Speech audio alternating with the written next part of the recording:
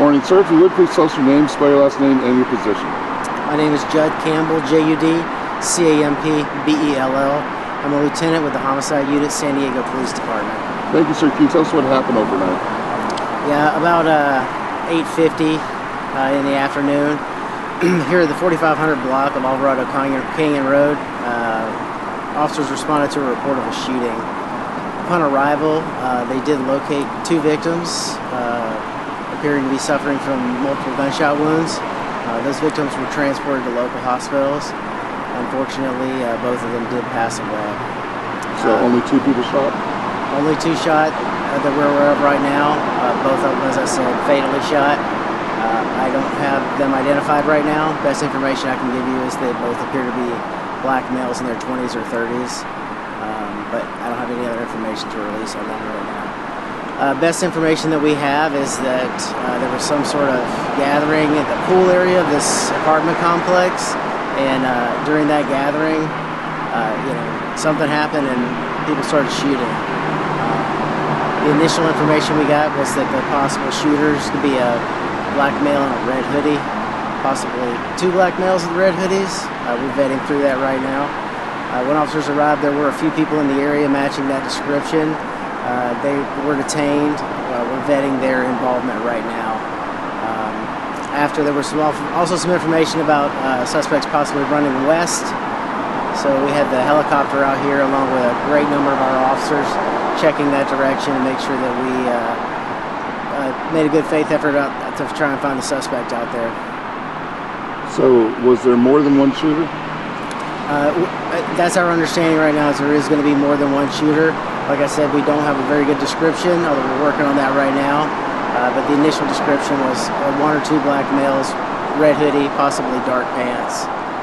And two shot and killed, no others injured? That's our best understanding right now, yes.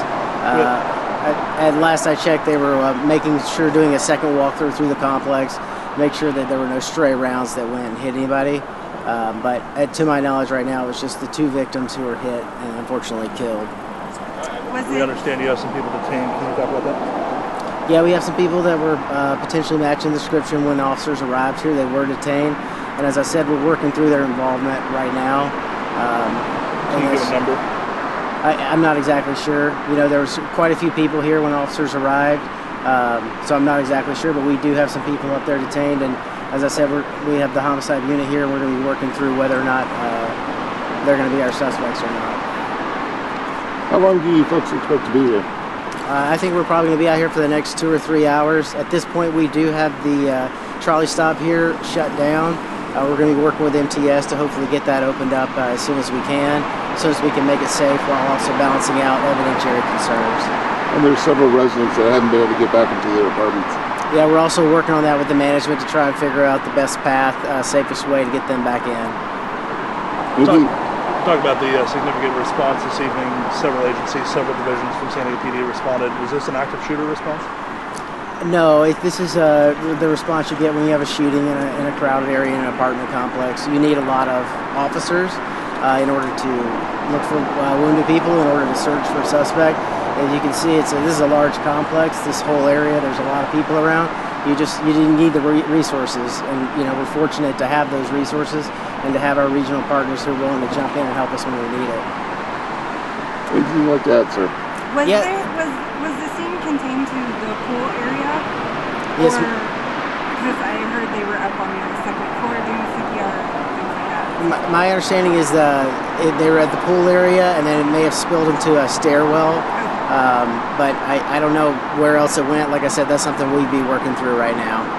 Can you talk about how many, a rough number of how many shots may have been fired? And was this an exchange of gunfire between multiple groups, or a targeted shooting? I'm not sure now, and that's really not something I would comment until we've had a chance to get in and really look through the evidence. At this stage, things need to slow down. They need to get really methodical. We kind of need to lean on our process to make sure we're capturing all the evidence, so that we can, quickly identify and apprehend whoever did this. This is not the kind of thing that anybody wants to have happen on a Friday night. And my heart goes out, to the victims' families. Hopefully we get them identified, and then hopefully we can work through this and solve it. So. But one last question, sir. Go ahead. Were any weapons recovered? There was one firearm located. I'm not sure who it belongs to, but it was located inside the scene. Is there a relationship known between the victims at this time? It's unclear at this time. As I said, this is obviously you saw the resources. There's a lot. It's a complex scene. There's a lot going on, and so we really have to slow down and work our way through it as best we can.